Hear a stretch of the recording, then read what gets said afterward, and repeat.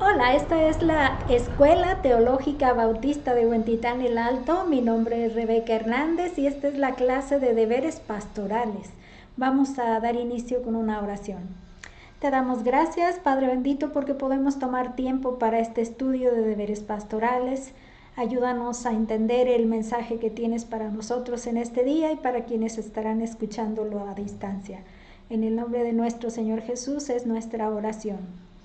En el trabajo que estamos desarrollando en esta escuela teológica podemos darnos cuenta de el deber pastoral, como el secreto del éxito pastoral es el tema de estudio, el libro de estudio de Brooks R. Faulkner, y estamos ahora en el capítulo 6 que se titula Decidiendo cómo evitar la incertidumbre, o sea, la decisión es la parte que ahora tenemos.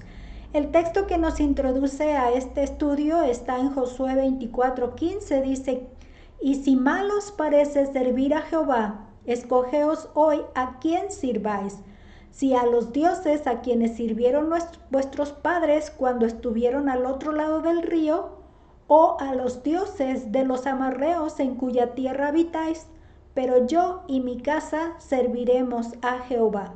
Está hablando de una decisión de escoger entre estos que se están nombrando y cómo Josué toma una mejor decisión. Dice, un pastor tiene que tomar muchas decisiones. No se puede escapar a la necesidad y a las consecuencias de las decisiones. Gran parte de su tiempo y energía son consumidos en el proceso. Entonces es una tarea de todos los días, por lo que este estudio va a ser muy útil. Dice, el campo de las decisiones es tan crucial que ofrece tanto oportunidades como motivos de preocupación. Son cruciales en términos de su urgencia y de las consecuencias. De hecho, esos dos elementos van a ser los que de alguna manera hagan que sean decisiones cruciales. ¿Qué urgencia hay y qué consecuencias están de por medio? Dice, en este capítulo se consideran las decisiones que encierran el potencial de alterar el futuro, tanto del pastor como de la iglesia. El pastor debe decidir cuáles son las necesidades críticas de su congregación. Esta es precisamente la importancia de esta toma de decisiones, porque estarían alterando el futuro, para bien o para mal. Entonces es importante que se tenga claridad sobre las necesidades que son críticas en la congregación. Un pastor debe decidir cuál será su esquema de trabajo a fin de alcanzar los resultados más óptimos. Decide cuándo recomendar mejoras, cómo lograr que sean llevadas a cabo y cómo evaluarlas. De hecho, ese viene a ser como su plan de trabajo y se lo debe presentar a la iglesia para que ellos puedan en todo caso entender su deseo de hacer más efectivas y mejorar, crecer a la iglesia. Entonces, esta es la primera cosa que de alguna manera entra de la exposición. Hay que elegir un plan de trabajo, un esquema de trabajo y presentarlo a la iglesia. Entonces, sobre todo para hacer óptimos resultados, ¿no? Eso se pretende. Dice, entre las decisiones del pastor está la constante de elegir el tema y contenido de sus sermones. Le debe interesar observar el proceso de decisión a fin de esforzarse en mejorar su trabajo de líder. Esta es otra de las áreas de la decisión. ¿Cuál es el tema de la predicación del domingo siguiente? ¿Cuál es el tema del mes en el que estamos por venir? Entonces, ¿cuál sería la prioridad ahora? ¿Qué decisión tomar de qué tema debo presentar o no? Entonces, de hecho, este proceso de decisión es muy bueno que lo tenga en cuenta, porque eso le va a ayudar a esforzarse en mejorar su trabajo como pastor, como líder. Aquí nos presenta en el punto 1 factores a considerar al tomar decisiones. y nos dice que es prácticamente encontrar una fórmula para tomar decisiones. Hay variantes como el tiempo indicado, la urgencia, la responsabilidad y las consecuencias. Una fórmula es como pasos a seguir o elementos que podemos considerar para llegar a tomar buenas decisiones en ese caso. Dentro de ese factores está ese primero que se mencionaba allí, el factor de responsabilidad. En la A, hay decisiones que el pastor debe tomar por sí mismo y otras que requieren la participación de otras personas en todo el proceso de la toma de decisiones. De alguna manera ponía el ejemplo de la clase de escuela dominical, que quizá el contenido que les quiera proveer el pastor, como no lo está recibiendo él, pudiera no ser el que les quedara aceptado favorablemente a todo el conjunto de alumnos de esa clase. Entonces estaría de alguna manera requiriendo de la participación de las otras personas porque ellos son los beneficiados al final de la cuenta y el pastor solo está proveyendo esa información, ese esquema. Una de las primeras preguntas que se debe contestar en este factor de la responsabilidad es ¿quién es responsable de tomar la decisión? Si en este caso el pastor piensa que él es el responsable, pero al final hay que pensar si realmente él es. Dice, hay un principio general que será buena idea seguirlo. Entonces, para contestar esta preguntita, sería bueno tomar en cuenta ese principio general que hay para esta área de responder. Esta es la frase que se nos presenta, dice, la gente que compartirá las consecuencias de la decisión debería participar en el proceso de tomarla. Entonces es el caso del ejemplo que poníamos, como son los alumnos los que van a tomar esa lección, entonces estarían de alguna manera entendiendo, por decir algo, la clase de dones espirituales que hay en nuestra iglesia, o en el caso la de los que están entrando a la iglesia como nuevos creyentes o como nuevos miembros, podrían tener de veras temas más adecuados a ese inicio de la carrera cristiana, ¿no? De la vida cristiana. Entonces esa es la parte que entraría en juego. O cualquier otra decisión que los involucre, solo es un ejemplo. Habrá que tomar en cuenta quiénes compartirán las consecuencias. Si se compra algo nuevo en la iglesia, si se cambian horarios, por ejemplo, en la iglesia, estilos de trabajo de alguna manera, eso involucraría a quién más está involucrado, ¿no? Dice, la gente se siente más responsable de los resultados cuando ha tenido parte. Vamos a pensar en el cambio de un horario, sucedió en una ocasión en la iglesia. Estaba creo a las 8 y creo que lo movieron a las 7 y luego ya no era la misma cantidad de personas que iban, entonces sí como que sucedió ahí algo complicado. En el punto B, estas fueron la responsabilidad, ¿no? El factor de la responsabilidad. ¿Quién es responsable de tomar esa decisión? Dice el punto B, dice el factor de la urgencia. Algunas decisiones son de poca urgencia y otras son cruciales en términos de su efecto. Un pastor debe reconocer la urgencia de las decisiones que tienen que hacerse. La urgencia tiene un papel importante, eso apremia, es prioridad. Hay un dicho acertado, una persona no debería ir a cazar ardillas con un arma de cazar elefantes. Y explica a qué se refiere. Dice, para decir que las decisiones no son cruciales, no deben requerir más tiempo o energía del necesario. Aquella arma para elefantes debe ser algo muy grande porque es un elefante, un elefante grande también, ¿no? Pero si es una ardilla es algo pequeño, un tema pequeño. Entonces, tener el tiempo adecuado para tratar cada una de acuerdo a la magnitud en la que se va a tomar, ¿no? La magnitud de la decisión. Dice, hay decisiones trascendentales que no deben ser descuidadas. ¿Cómo se puede juzgar la urgencia de una necesidad? Dice, se puede saber al hacer esta otra pregunta. ¿Qué pasaría si no se hace nada? Entonces, para poder darnos una idea de la urgencia, la pregunta que nos ayudaría a contestar esa anterior es esta otra. ¿Qué pasaría si no se hace nada?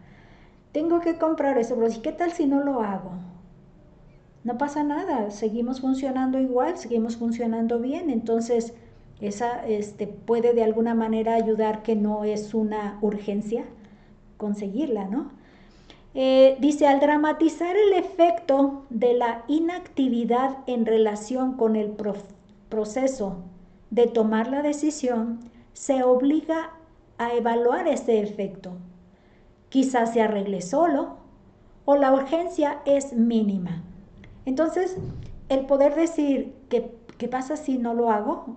Pues no hay problema, porque vamos a pensar, no compramos tal producto para la comida de hoy, no hay problema, está allí, es solucionado. Pensando más en las cuestiones de la iglesia, algún material quizá para una actividad que no era en el momento que se iba a usar. Entonces, no pasa nada. O había que hablar con tales personas para corregir tal cosa, no se les habló, entonces se arregló solo, se organizaron solos, no hubo necesidad de involucrarnos. Ok, entonces se puede determinar eso, no es prioritario, no hay urgencia con esto, se puede el siguiente mes o algo así, ¿no? Que de hecho yo me acuerdo que una de las cosas que yo proponía, estaba recordando que tiene la iglesia de la Víbora, un lugar para dormir, a tener invitados, sobre todo para las cruzadas o las convenciones que vienen a La Habana, a la ciudad. Los de provincia vienen acá, entonces los aloja la iglesia. Y veía yo que quizá estaría buena el servirles de una manera más, cuidar su estancia, si le pudiéramos ofrecer, no sé, cuidado de los colchones, que ya alguno estaba abierto de alguna parte, entonces darles un forro que pudiera darles más vistosidad o algo en ese sentido. Y me acuerdo que la respuesta en ese momento sí fue, en este mes no lo podríamos hacer, pero podríamos ajustarnos para el siguiente mes con esta y esta condición. Entonces yo me quedo pensando y digo, bueno, eso sí fue valorado de acuerdo a la urgencia, porque en realidad no había urgencia y había otros detalles que daban más urgencia. Y al final recuerdo que me tocó tener esas telas que yo no podía usar por las reacciones que yo tenía, y pues esas fueron las que llegaron a esa necesidad cumplida, ¿no? Se pudieron lograr cumplir forrar esos colchones. Fue una bonita experiencia, coser ahí en el templo esos elementos. Avanzando en el C, dice, es el factor tiempo. Estamos hablando de el factor responsabilidad, el factor urgencia y el factor tiempo, que es el tercero que nos presenta. Dice, se refiere a la cantidad de tiempo permitido antes de que la decisión deba ser tomada.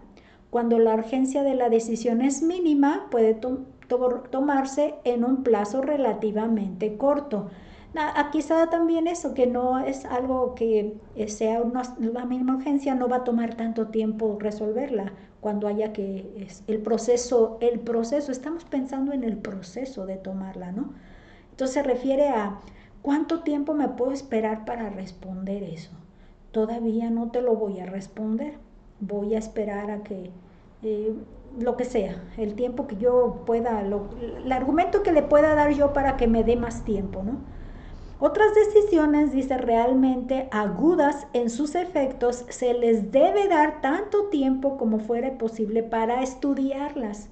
Cuando las consecuencias son serias y el tiempo es corto, se agranda la urgencia. Entonces aquí no tenemos mucho tiempo y las consecuencias que se van a desatar con esto son muy serias. Entonces la urgencia se agranda. ¿Por qué? Porque las consecuencias tienen seriedad, se complican ahí. Esa parte entonces hay que tenerle atención. Él dice, es bueno que el pastor trate de ganar tiempo para buscar una decisión más efectiva y válida. Las decisiones que tendrán un efecto de largo alcance no deben tomarse en forma impulsiva. Esta es la parte que yo también me hacía rápida memoria por el hecho de que el pastor, es bueno que el pastor trate de ganar más tiempo, que podría de alguna manera entender ganar tiempo. Yo tenía que desocupar mi lugar de estancia allá en La Habana, Cuba, y tenía 2 días que hacer, en 2 días que hacer eso. Esa era la premura, y entonces de alguna manera la decisión primera fue, ¿sabes qué? Necesito más días de estar acá para poder desocupar todo esto que tengo aquí. Entonces fue que prorrogué mi estancia 5 días más en lugar de 2, 5 días más, y eso facilitó que todo lo que yo tenía se pudiera disipar o entregar en diferentes lugares. Entonces, esa oportunidad de alargar para tener decisiones que puedan, sobre todo porque van a tener un efecto de largo alcance, no pueden ser impulsivas, que de alguna manera en eso consistía. Dice, hay decisiones que tienen un tiempo especificado para tomarse y deben hacerse a tiempo. El descuido puede traer ciertas consecuencias innecesarias, imprevisibles y funestas. Este es otro caso de decisiones que deben ser ya, este es el día y no pueden prorrogarse. Eso es algo también que se deben considerar. ¿Cuáles son ya? De que deben ser así, está especificado, lo tenemos que resolver ya. Entonces eso también es algo que necesariamente hay que considerarlo dentro de la decisión del tiempo que se va a tomar ahí. Es hoy, no va a pasar de hoy. Como un resumen nos presenta que a través de la identificación de quién es el responsable de tomar la decisión, la urgencia de la decisión en términos de sus efectos y el tiempo requerido para tomar una decisión, un pastor puede más fácilmente tomar decisiones que tengan consecuencias más positivas. Entonces es bueno tomar estos factores en cuenta para una mejor decisión que tenga consecuencias más positivas. En el punto 2 nos presenta un modelo para tomar decisiones. Acá nos presenta 3 factores, ahora nos presenta un modelo para tomar decisiones. ¿Cuáles son los elementos que entran en el proceso de tomar decisiones? Elementos, aquí nos habla de elementos. Dice, hay algunos elementos similares en el proceso de tomar decisiones que pueden ayudarnos a ganar entendimiento para una decisión más eficaz. Entonces, elementos puede haber muchos, pero los que se pueden usar similares en un proceso de tomar decisiones para que pueda llegar a ser eficaz, entonces aquí nos los está ofreciendo. En toda decisión hay 3 elementos básicos. 1, el elemento racional. 2, el elemento emocional. Y 3, el elemento práctico. Uno de ellos puede ser más evidente que los otros 2, pero todos están siempre presentes. Entonces, racional, emocional y práctico, elementos que ayudan a tomar una decisión. Dice, el proceso de tomar decisiones puede describirse gráficamente como está indicado en este diagrama. Si nos fijamos en este diagrama aparece la misma proporción de espacio, de porcentaje en el todo, ¿no? En la unidad. Entonces aquí es que todas están allí, algunas menos, algunas más, pero todas presentes, ¿no? Hay 3 divisiones allí. Empezando con el elemento racional, en el punto A, dice, el proceso de tomar decisiones no debe hacerse al azar. Hay un proceso racional presente. La extensión depende del tiempo que lleva a tomar la decisión. Es bueno estirar el tiempo todo lo posible. El proceso puede extenderse tanto para poder lograr este proceso de la racionalidad, el raciocinio. Que yo tengo eso como mi prioridad en reflexión. Razono primero, luego emociono, pero primero siempre raciocinio, la razón. Siempre gana la razón, soy de razón ahí. Dice, el elemento emocional está presente en muchas de las decisiones, pero debe hacerse un esfuerzo de tomar las decisiones en la forma más racional que sea posible. Sabiendo que sí va a estar involucrada la parte emocional, se recomienda un esfuerzo para que sea más por la forma racional posible. Darle más cuidado ahí. Dentro de ese elemento racional nos da algunos puntos, que es clarificar el asunto. ¿Qué se gana con eso? ¿Qué se ayuda con eso? Dice, en una decisión crucial es esencial que los asuntos a tratar sean claramente identificados. El juicio de una persona puede distorsionarse si no ve claramente los asuntos presentes. Si no se tiene toda la información sobre la decisión tomada, entonces está confusa, distorsionada. Quería que se hiciera por esto, pero realmente era por esto. Entonces no se logra tener claramente esto. Es importante entonces el razonamiento con la clarificación del asunto que se va a decidir. El segundo aspecto sería juntar información. Este elemento racional va a necesitar juntar información. Una persona debe juntar tanta información como le sea posible para ayudarle a tomar una decisión correcta. Por eso el proceso racional de decisión lleva tiempo. Hay que juntar información que tenga relación. Esta es la parte que ayudará, porque yo tengo que entender, me faltaba esto, aquí hay un hueco en esta área, no le entiendo cuál sería una razón aquí para esta área, en esta otra área. Entonces llenar todas las diferentes áreas que podrían involucrar ese razonamiento es algo que se debe de lograr tener tanta información como sea posible. En el punto 3 dice explorar las alternativas y las consecuencias. Dentro de ese raciocinio hay que buscar esa otra parte, alternativas y sus consecuencias. Si ya se identificó el uso y se tiene abundante el asunto, ya se identificó el asunto y se tiene abundante información, todas las posibles alternativas deben ser exploradas. Hay muchos métodos que pueden seguirse. Fíjense que aquí no te propone métodos, solamente te hace clara la indicación de que las alternativas deben ser exploradas, como decir, una por una. Fíjense que no pude evitar, dice, déjenme leer la siguiente.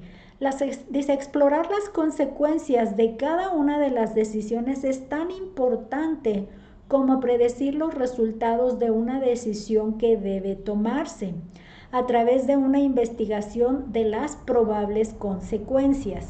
Que de hecho estos dos puntos, cada vez que los repasaba para tratar de ver que la frase se entendiera, me trajeron a la mente que recién entré, estando en un momento más de tranquilidad o de tratar de buscar distracción, entré a este tipo de juegos que es el solitario, pero ahora ya viene como más engrandecido, porque ya tiene muchas otras derivados de juegos, y uno de ellos era el de la caída de gemas, y viene dos versiones.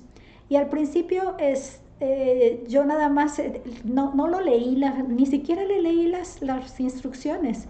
Lo único que traté de averiguar es que como que yo me acordaba que si se juntaban algunas se podían ir eliminando, entonces fui por intuición que las fui tomando. Entonces empecé a jugarlo, ¿no? Pero cuando ya pude entender, razonar, ahí es donde entró, qué alternativas tenía, que si juntaba 4 me daban una como con más potencia, más poder, como una bomba que estallaba, que si yo juntaba más de 3, más de 4, más de 5, como a 5, me daba lo que era una gema que estallaba todo mundo. Entonces me hice más cuidadosa en determinar qué alternativa tenía, buscar las de mayor longitud posible, ya que desaparecían todas esas a la vista, entonces yo ya me podía ir con las de mínimo, que eran de 3 en 3. Entonces, de alguna manera, ese hecho de poderle encontrar qué alternativas tenía y qué consecuencias, de pronto hasta fui descubriendo que mientras más eran 3 más otras 3 se juntaban 5, te armaba también una potencia, sobre todo porque los hacen estallar, porque se trata de eliminarlas del tablerito. Entonces, de alguna manera me quedo pensando que se debe llevar tiempo de razonamiento. El impulso mío, la forma impulsiva, no me permitía darme cuenta de cómo podía mejorar. Bueno, ¿cuál fue la consecuencia de esta historia? Un ejemplo muy simple que les estoy compartiendo, personal, que empecé a ganar más puntaje, empecé a ganar más acumulación de puntos, porque ya lograba quedarme más tiempo en los niveles. Entonces dices, bueno, razonamiento. Entonces, que es algo válido en este sentido de prestarle atención a qué alternativas tengo, por qué consecuencias buenas voy a lograr. Si nada más se trata de divertirme a picar, pues pico y se acabó, más rápido se acaba la duración. Avanzando en el elemento racional está orar pidiendo dirección. Enfatizar la necesidad de la oración es más que una manera piadosa de decir que uno debería orar. Tomar decisiones demanda mucha sabiduría. De pronto todos estamos acostumbrados a decir, ponte a orar, hay que orar, vamos a orar. Pero de alguna manera parece ser como rutinaria, como una respuesta de iniciativa así ya en automático, default, en automático. O para decir, somos tan devotos a Dios que vamos a estar siempre pensando de esa manera, más que pensarlo como una acción misma, tomar en cuenta de que la conveniencia, el beneficio, vale la pena que se considere como una necesidad a ejecutar. Y aquí nos propone o nos menciona que la demanda de mucha sabiduría es la que nos puede motivar. Santiago nos da esa exhorto cuando dice Santiago 1:5, si alguno de vosotros tiene falta de sabiduría, pídala a Dios, el cual da a todos abundantemente y sin reproche y le será dada. Sobre todo eso, porque cuando tenemos que tomar decisiones tenemos que hacerlas sabiamente. Entonces aplicarlas con sabiduría. La falta de sabiduría, pedirle a Dios. Y en oración se pide a Dios y Él promete dar a todos abundantemente y sin reproche. ¿Cuál? No me estés pidiendo más, ¿verdad? Cuando llegábamos con papá, me das para un dulce, un caramelo, y Él, ya te di, no me estés pidiendo más. Entonces no es así como Dios nos va a reprochar. En Proverbios 3:6 dice, reconócelo en todos tus caminos y Él enderezará tus veredas. Entonces, si nuestra intención estaba equivocada, estando con Dios en oración, estaríamos enderezando nuestras veredas. Que de alguna manera responde un poco a mis inquietudes de tener este lugar abierto presencialmente, porque ya pude darme cuenta de que siempre va a hacer falta tener a dos personas, tanto del género femenino como del masculino, en un lugar de estudio, porque es una necesidad de la diversidad de personas que estarían llegando. Si estamos hablando de que llega una persona que es varón, estaría bueno que sintiera la confianza de que es también un varón el que está aquí presente. Entonces mi despreocupación de esa situación no me permitió ver la necesidad de que hay necesidad de un equipo que esté aquí con ese mismo deseo que yo tenía, que a la fecha no existe. Y sobre todo que no estoy todavía en la buena facultad de poderme dedicar a esa tarea completamente de lleno. Por lo que entonces estoy valorando que esta otra decisión tiene tanta utilidad que puedo aprovecharla entre tanto. Y aun cuando llegara a hacerlo presencial, yo estoy casi que clara de que puedo continuar con esta parte de los videos. Estoy con ese pensamiento ahora. Pidiendo oración, ¿no? En la dirección. Dios tiene más interés en el futuro de un cristiano y de la iglesia que el que podemos imaginarnos. Lo demostró por la muerte de su Hijo en la cruz. Es sensato que nos dirija en el proceso de tomar decisiones. Si ya nos ofreció a su Hijo, que es su amado, ¿cómo no nos tendrá interés si lo entregó para nosotros? Entonces pedirle es sensato, no es algo absurdo. Decía por ahí el texto, no, que nos dirija en este proceso de tomar decisiones, porque esa iglesia es su corazón, ¿no?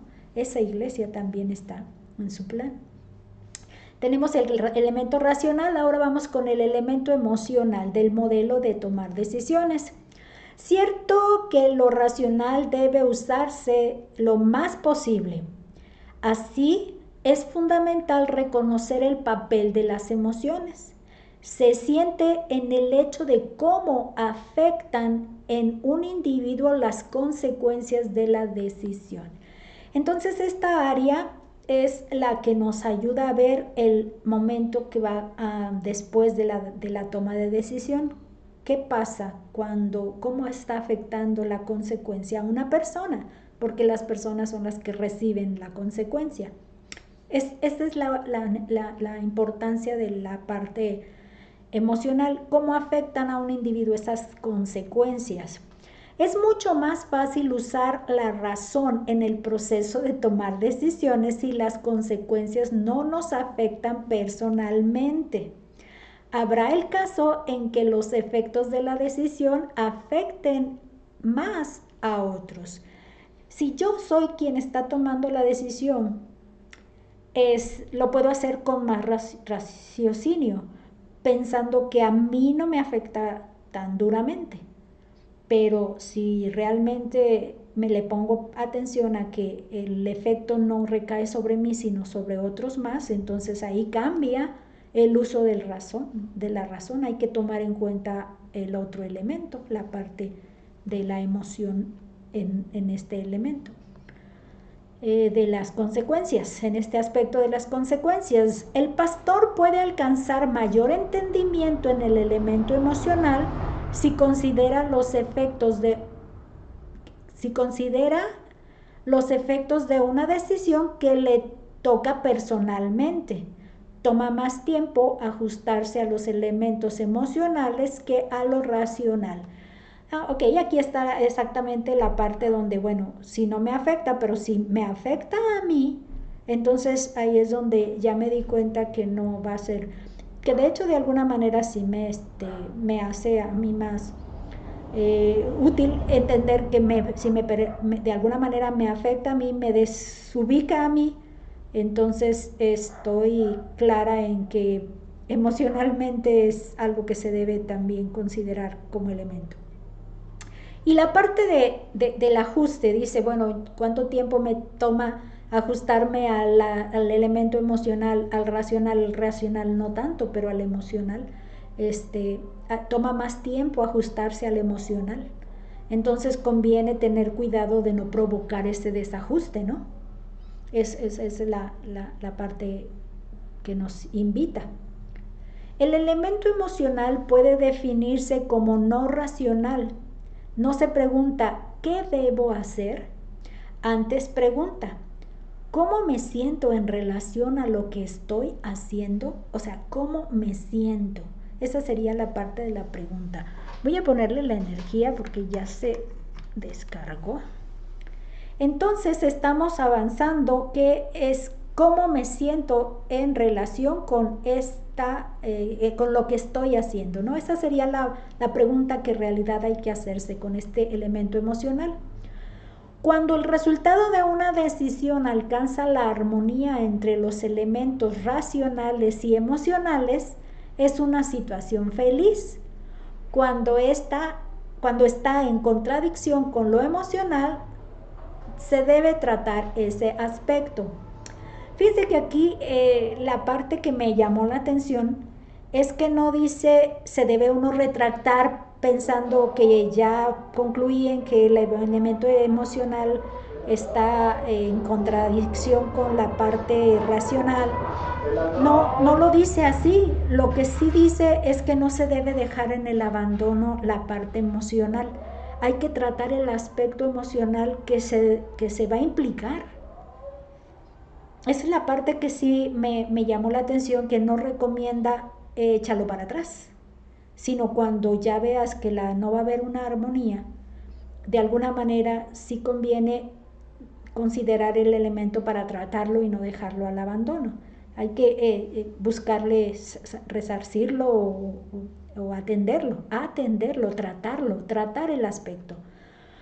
Avanzando al punto 3, que sería otra vez el elemento racional, el elemento emocional y ahora el elemento práctico, es el tercero de este modelo para tomar decisiones. Se refiere al uso del sentido común al considerar las posibilidades de llevar a cabo la decisión. Si no se posee una idea de los recursos para hacerla de manera práctica, es casi inútil tomar la decisión. No tengo dinero.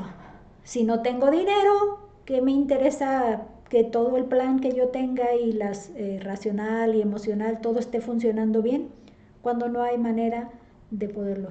No tenemos los hermanos, no tenemos los recursos humanos para hacerlo.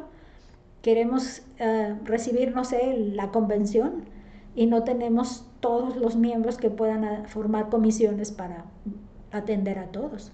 Entonces, no cuento con los recursos, ¿no? Es la decisión práctica, no puedo en este sentido.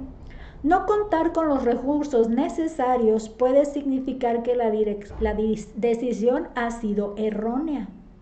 El elemento práctico del proceso de tomar decisiones es el uso del sentido común más allá de la propia habilidad de ejecutarla.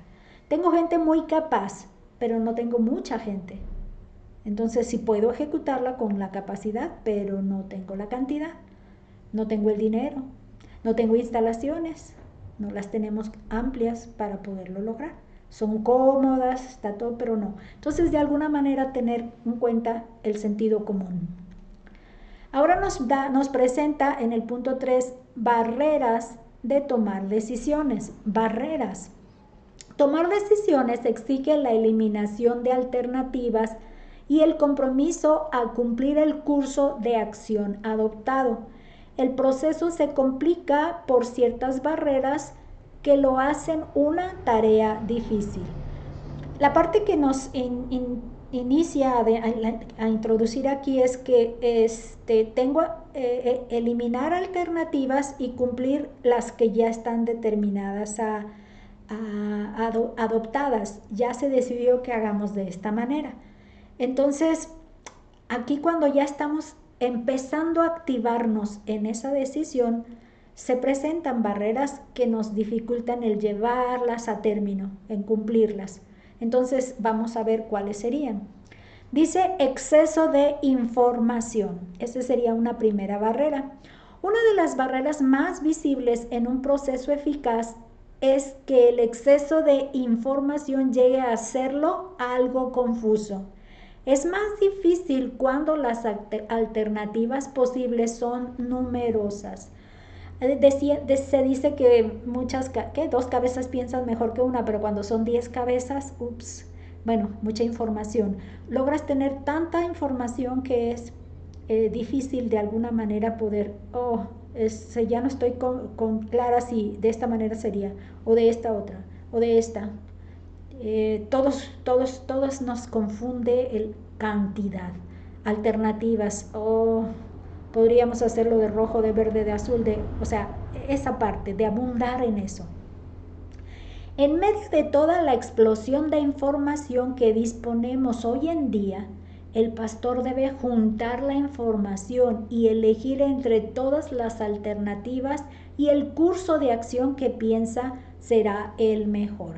Entonces, de alguna manera, alguien debe ser la coladera, alguien debe ser el que elimine esta información, esta no, y conjúntelas a elegir alguna de las que sí pueden pasar a la presentación del pleno, llamémoslo así. Entonces estaría el papel del pastor siendo importante para juntarla y elegir cuáles serían todas las alternativas y el curso de acción.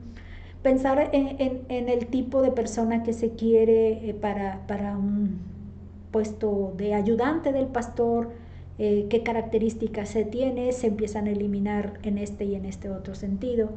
Las actividades de evangelismo que se quieren tener, si se piensa que pudieran ser con atención de cosas que ya atraigan a las personas, cuestión médica o cuestión de atención de belleza, porque también es algo que se les ha estado ofreciendo en algunas brigadas de evangelismo o campañas, atención de sus uñas, corte del cabello para los varones sobre todo. Buscar en este caso qué alternativas nos harían elegir el curso más adecuado de acción. No podemos hacer esto, pero podemos hacer aquello, ¿no? La barrera real en el proceso de tomar decisiones es que el pastor reacciona ante la abundante información que está a la mano y comienza a sentirse menos y menos seguro al tomar decisiones. Si la información le llega solo al pastor y él es el que al final va a tener que tomar la decisión, esa cantidad abundante al final va a ser menos seguro.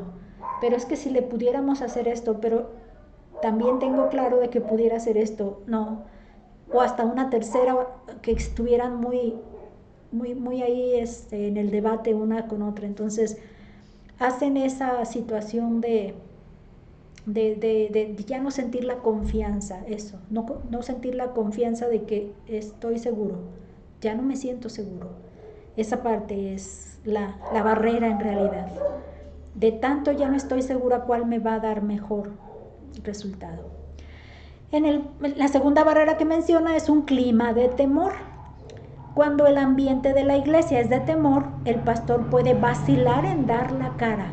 Dice, por ejemplo, bueno, contó una historia que no supe cómo traducirla, entonces voy a ver si esto puede ayudar. Dice, su postura pública en una situación de debate que divide a los miembros puede volverlo antagónico hacia alguno de los grupos. Es algo que se le pide.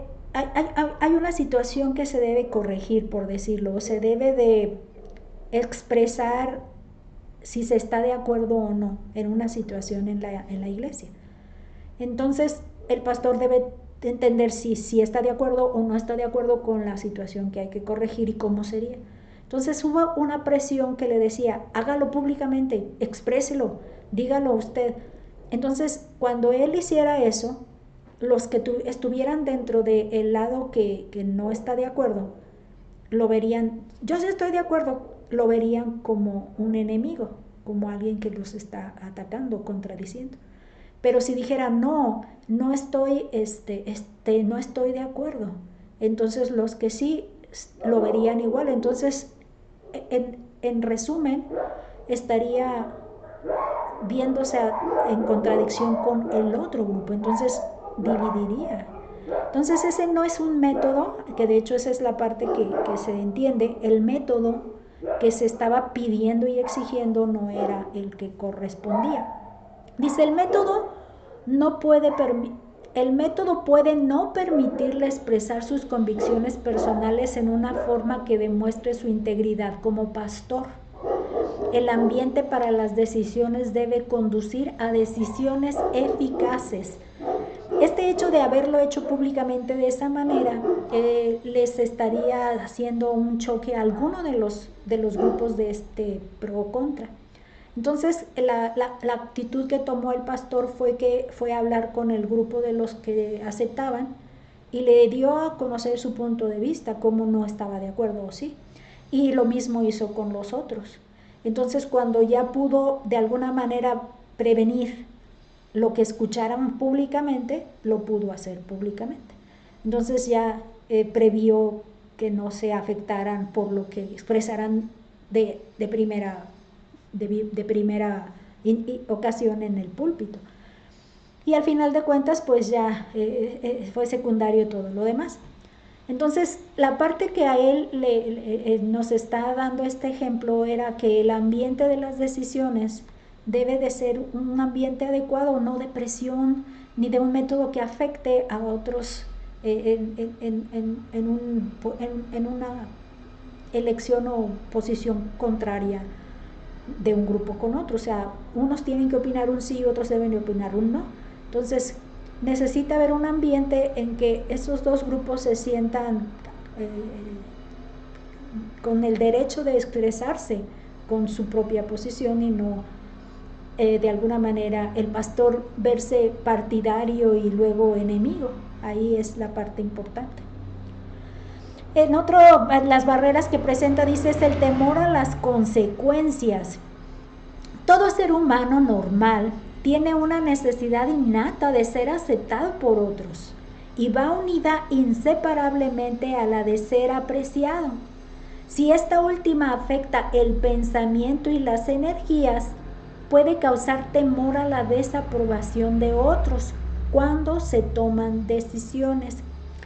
Esta necesidad normal que tenemos de ser aceptados y de ser aprobados, apreciados, dijéramos apreciados, se ve como una barrera, porque todos aquellos miembros, vamos a pensarlo así, que necesitan la aprobación de otros, cuando tomen su decisión no van a ser genuinos, se van a inclinar a la de la mayoría porque van a querer ser apreciados.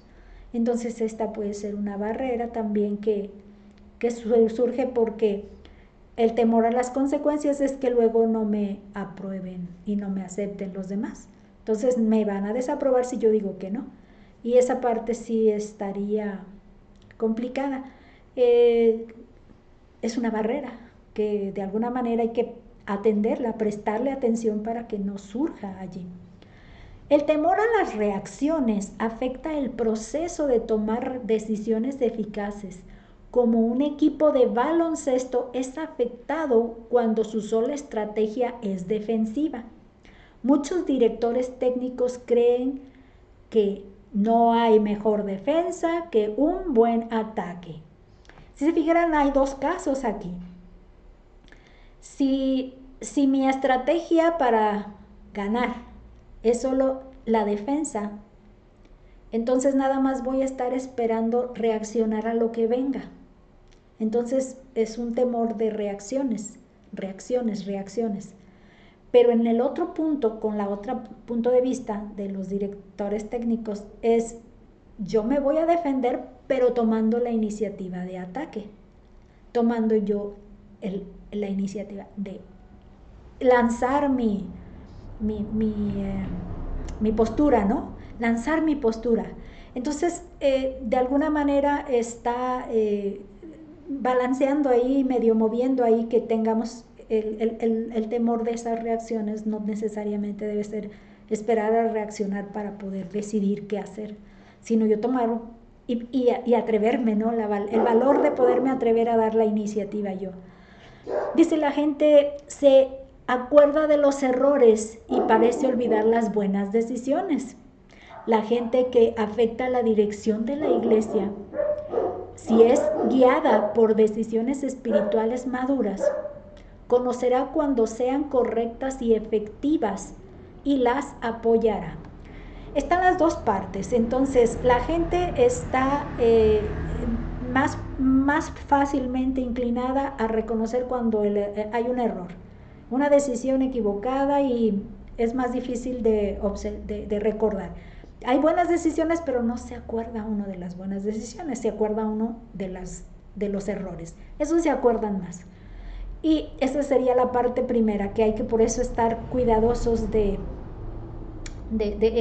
esta parte de los temores, ¿no? Al final de estas consecuencias. Pero aquí lo que nos está mencionando es que hay gente que sí es como la de peso en la iglesia, la que en realidad afecta la dirección de la iglesia. Esa gente, dice, si es guiada por decisiones espirituales maduras. Esa gente se guía porque detecta cuando una decisión es madura, espiritual, madura. Este tipo de personas que pueden detectar que esa decisión es madura, entonces van a poder reconocer que son correctas y que son efectivas. De alguna manera, ellos van a ser el termómetro para poder entender cómo va, hacia dónde va encaminada esta decisión. Entonces ellos, que de alguna manera son guiadas por estas decisiones maduras espirituales, van a conocer esta, me tintinea porque me identifica y es efectiva, entonces ellos van a reaccionar apoyándola, van a levantar mano, van a decir estoy en esa que hacer. Entonces de alguna manera van a ayudar el termómetro en el momento de las decisiones. Y a mí me acuerdo que me pasó en la primera iglesia bautista, cuando se tenía que elegir pastor que suplía el puesto del hermano Octavio Gaspar Landero, que de alguna manera se empezaron a hacer debates de alguna manera muy toscos, un poquito rudos, y había una forma de hacer ver mal a un grupo de personas contra otro grupo de personas. Entonces había una percepción allí que no sabía cómo explicarla, pero sí se sentía que no. La única conclusión que recuerdo que venía a mi pensamiento, no porque yo dijera que me quiero vanagloriar de alguna manera, pero la única que reconozco que venía a mi mente es decir, es que no siempre la mayoría tiene la razón. La mayoría lo está votando, pero la manera en la que lo están votando no tiene muestras de tener la razón. Entonces, es lo único que yo me quedé, ese fue un aprendizaje que me quedó a través de esa experiencia, que no siempre la mayoría tiene la razón. Entonces, recuerdo muy bien que en la clase creo que era de eclesiología, o de la historia de la iglesia, la hermana Ruth Baget de Lee, nos hacía énfasis en esa descripción que se hacía de que la congregación es soberana, o sea, el pueblo, la iglesia es soberano, y que en un gobierno el pueblo es soberano. Pero hacía esa leyenda, completaba esa leyenda diciendo, hay que educar al soberano. Hay que educar al soberano. Esta parte se me viene rápidamente a la mente cuando veo una situación de este tipo. Es cierto que la mayoría tenemos que tomar las decisiones, pero necesitamos tener la educación adecuada, como ya vimos, información suficiente, puntos de vista de tipo emocional, de tipo práctico. Vemos esta parte de las barreras que se estarían presentando, pero sí las consecuencias también entran en en este paso a tomar decisiones de tipo positivas y eficaces. Pero sí me hace pensar en esto. Somos democráticos, somos congregacional, todos tenemos derecho a voto y a voz. Lo que es importante es la educación que se nos dé para poder ser sabios, espiritualmente maduros para decidir, que es clave en la toma de decisiones. Esta cuarta barrera se llama impulsibilidad. Un pastor no puede darse el lujo de ser impulsivo cuando está tomando decisiones cruciales. Puede dar como resultado decisiones dañinas. Su influencia y confianza puede ser seriamente afectada. De hecho, aquí nos decía un ejemplo de un pastor que estaba ansioso impulsivamente a proponer a un candidato para ayudante y estaba presionando mucho que se hiciera. Cuando al final creo que se formó un grupo contrario para oponerse a esa insistencia. Entonces al final ese grupo y ese evento lo que hizo fue que le hizo ver la forma del pastor o la actitud del pastor con desconfianza, ya no lo veían igual que antes. Entonces, como era una conveniencia que solo quizá él le daba o le apresuraba a tener ya un ayudante para que lo acompañara y lo ayudara en sus tareas, pero no veía qué ocurría del otro lado. Entonces, esa influencia que él tenía, esa buena comunicación, cordialidad, se vio afectada. Entonces, ese impulso rápido de poder decir ya, hagamos esto, le afectó y entonces sí tardó más en poder lograr restaurar eso. Siempre pasa eso, se tarda más en poderlo restaurar que en ganar de pronto una confianza. Restaurarles más tardado. Usted, hay una frase que nos dan, dice, usted no puede perder su cabeza sin perder su rostro, predicó un pastor de Missouri. Usted no puede perder su cabeza sin perder su rostro, o sea, no pierdas la razón porque tu consecuencia es que no vas a poder verte igual, no vas a perder. Entonces dice, cuando el pastor actúa impulsivamente, de por cierto que perderá su buen rostro.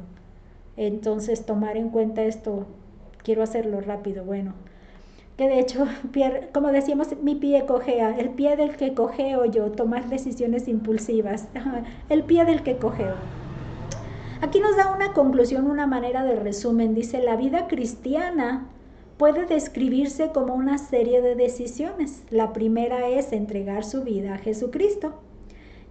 Al ser llamada esta vida cristiana el camino, día tras día Jesucristo nos confronta a tomar decisiones y esto es ineludible. Entonces la vida cristiana está llena de tomar decisiones, sobre todo ya habiendo entregado nuestra vida a Cristo, día a día hay que tomar decisiones. De si compro, si no compro, de si visto, si no visto, de si voy o no voy, hago o no hago, digo o no digo. Es decisiones, decisiones, decisiones. Es fundamental que el pastor examine su proceso de tomar decisiones para estar seguro de que son consistentes con la voluntad de Dios y con la misión y metas de la iglesia. Entonces el proceso de ver las áreas que vimos, elementos, las primeras que veíamos de quiénes son, quién la debe tomar, qué urgencia hay, el tiempo, etcétera, las que vimos, tomarle tiempo, tomarle el proceso, tomar en cuenta estas para que se pueda tener consistencia con cuál es la voluntad de Dios, cuál es la misión de la iglesia, las metas de la iglesia, siempre ponerlas bajo ese lente, ¿no? O apuntarlas hacia ese lente. Y esta es la que concluye, dice Josué, hizo la amonestación al pueblo, escogeos hoy, cuando les dice, les pide elegir, hay que elegir, elijan, escogeos hoy a quién servir. Dios nos hace a nosotros el exhorto para que le sigamos día tras día, las elecciones del día a día siguiéndole a Él, su voluntad. Entonces esta es la parte que nos está como individuos, como líderes pastores de una iglesia. En esta ocasión, para las tareas, lo que está pidiendo en este es el autoexamen, es un autoexamen del capítulo, que en este caso sí es conocer y saber los elementos, miren, los factores y los elementos, y van a estar igual allí en la parte de donde voy a subir el video, tanto en YouTube como en Facebook, para que puedan accesar a ellos con toda la confianza. Igual voy a poner las diapositivas que hemos estado revisando y pues vamos a orar para cerrar este estudio. Te damos gracias, Padre bendito, porque podemos entender que dentro de nuestro raciocinio, nuestras emociones, nuestras necesidades dentro de la iglesia, dentro de nuestra vida diaria. Son importantes las decisiones y es importante que podamos tomarle atención a cada una de estas recomendaciones que ahora nos presentan. Te pedimos por sabiduría, te pedimos por tu dirección, sabiendo que tú eres el más interesado en que todo esto tenga un fin positivo y sobre todo para mantener la unidad de nuestra iglesia y el crecimiento de nuestra iglesia. Estamos pidiéndote tu intervención, tu presencia y sobre todo por tus beneficios, tus bendiciones de sabiduría y enderezar nuestros caminos, Padre, como lo prometes en tu palabra. En el nombre de nuestro Señor Jesucristo es nuestra oración. Amén. Nos vemos a la próxima.